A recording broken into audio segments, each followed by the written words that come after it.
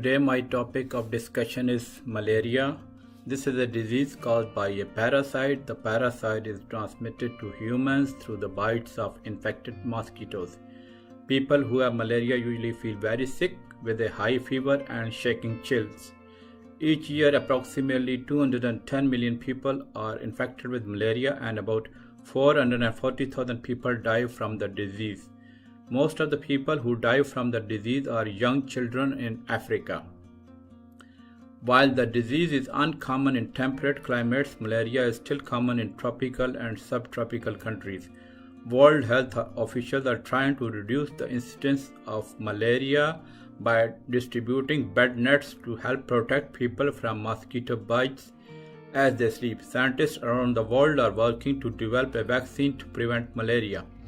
If you are traveling to a location where malaria is common, take steps to prevent mosquito bites by wearing protective clothing, using insect repellents, and sleeping under treated mosquito nets. Depending on the area you are visiting and your individual risk factors for infection, you may also want to take preventive medicine before, during, and after your trip. Many malaria parasites are now resistant to the most common drugs used to treat the disease. Now let's discuss some of the symptoms. A malarial infection is generally characterized by these signs and symptoms such as fever, chills, headache, nausea and vomiting, muscle pain and fatigue. Other signs and symptoms may include sweating, chest or abdominal pain, and cough. It's important to note that some people who have malaria experience cycles of malaria attacks. An attack usually starts with shivering and chills, followed by a high fever, followed by sweating and a return to normal temperature.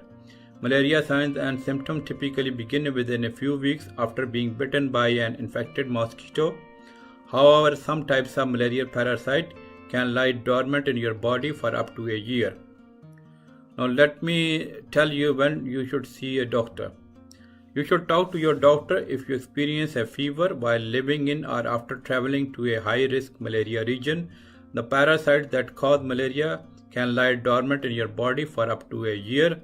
If you have severe symptoms, you should seek emergency medical attention. Now let's discuss some of the causes. Malaria is caused by a type of a microscopic parasite. The parasite is transmitted to humans most commonly through mosquito bites. Now I'll tell you about this mosquito transmission cycle. First of all, a mosquito becomes infected by feeding on a person who has malaria. Then, if this mosquito bites you in the future, it can transmit malaria parasites to you. Once the parasite enter your body, they travel to your liver, where some types can lie dormant for as long as a year. When the parasites mature, they leave the liver and infect your red blood cells. This is where people typically develop malaria symptoms. Now, if an uninfected mosquito bites you at this point in the cycle, it will become infected with your malaria parasite and can spread them to the other people it bites. Now, I'll tell you some other modes of transmission. Now, let me tell you that these parasites that cause malaria can affect red blood cells. So, people can also catch malaria from exposure to infected blood, including from mother to unborn child, through blood transfusion, or by sharing needles used to inject drugs. Now, let me tell you some of the risk factors. The biggest risk factor for developing malaria is to live in or to visit areas where the disease is common. There are many different varieties of malarial parasites. The variety that causes the most serious complication is most commonly found in African countries south of the Sahara Desert and in Asian subcontinent. They are also found in New Guinea, the Dominican Republic, and Haiti. Now let me tell you some of the risks of when this disease is more severe. People at increased risk of serious disease include young children and infants, older adults, travelers coming from areas with no malaria, and pregnant women and their unborn children. Poverty, lack of knowledge, and little or no access to healthcare also contribute to malaria deaths worldwide. Now, I should tell you that residents of a malaria region may be exposed to the disease so frequently that they acquire a partial immunity, which can lessen the severity of malaria symptoms. However, this partial immunity can disappear if you move to a country where you are no longer frequently exposed to the parasite. Coming to the complication of malaria, it can be fatal, particularly malaria caused by a variety of parasites that is common in tropical parts of Africa. The Center for Disease Control and Prevention estimates that 91% of all malarial deaths occur in Africa, most commonly in children under the age of 5. In most cases, malaria deaths are related to serious complications, which include cerebral malaria, a parasite-filled blood cells block small blood vessel to your brain, that is known as cerebral malaria. What happens is that swelling of your brain or brain damage may occur due to blockage of small blood vessels, and this type of malaria may cause seizures and coma, and it can be also very deadly. Secondly, there may be breathing problems. Accumulated fluid in your lungs, that is known as pulmonary edema, can make it difficult to breathe. Also, malaria can lead to multiple organ failure. For example, kidneys or liver can fail, or it can rupture your spleen. These conditions can be very much life-threatening. Also, malaria can cause anemia because it damages red blood cells and resulting in anemia. Another complication is that it can cause low blood sugar. Severe forms of malaria itself can cause low blood sugar, and that is known as hypoglycemia.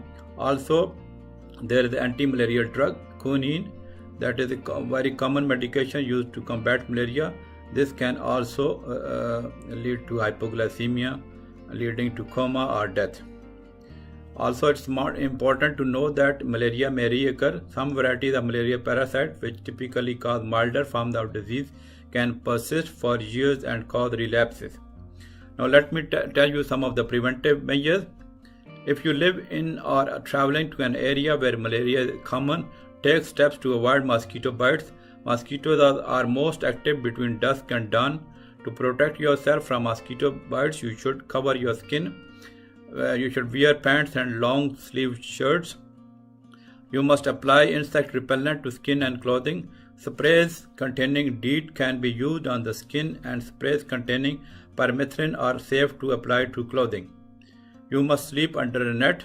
These bed nets, particularly those treated with insecticide, help prevent mosquito bites while you are sleeping. Also, you can take preventive medicine. For example, if you are traveling to a location where malaria is common, you should talk to your doctor a few months ahead of the time about whether you should take drugs before, during, and after your trip to help protect you from malarial parasites. In general, the drugs taken to prevent malaria are the same drugs used to treat the disease.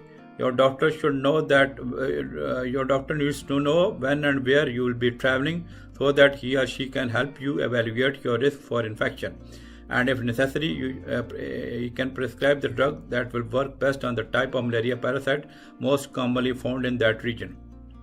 Also, it is important to know that there is no vaccine yet available. Scientists around the world are trying their best to develop a safe and effective vaccine for malaria, but till now, however, there is no success in getting a vaccine approved for the human use. Now, I will tell you that about the diagnosis and treatment of malaria. First of all, diagnosis. To diagnose malaria, your doctor will likely review your medical history, conduct a physical exam, and order blood tests. Blood tests are the only way to confirm a malarial diagnosis. Certain blood tests can help your doctor by showing the presence of the parasites in the blood to confirm that you have malaria. Which type of malaria parasite is causing your symptom? Also, if your infection is caused by a parasite that is resistant to certain drugs. So these tests are necessary not only to detect malarial parasite but also for the drug sensitivity and resistance. Sometimes it's also important that other blood tests are taken, which can help determine whether the disease is causing any serious complication. Some blood tests can take several days to complete, while others can produce results in less than 15 minutes. Now coming to the treatment of malaria, this is treated with prescription drugs to kill the parasite. The type of drug and the length of treatment will vary, which depends upon which type of malaria parasite you have, the severity of your symptom, your age, and whether you are pregnant.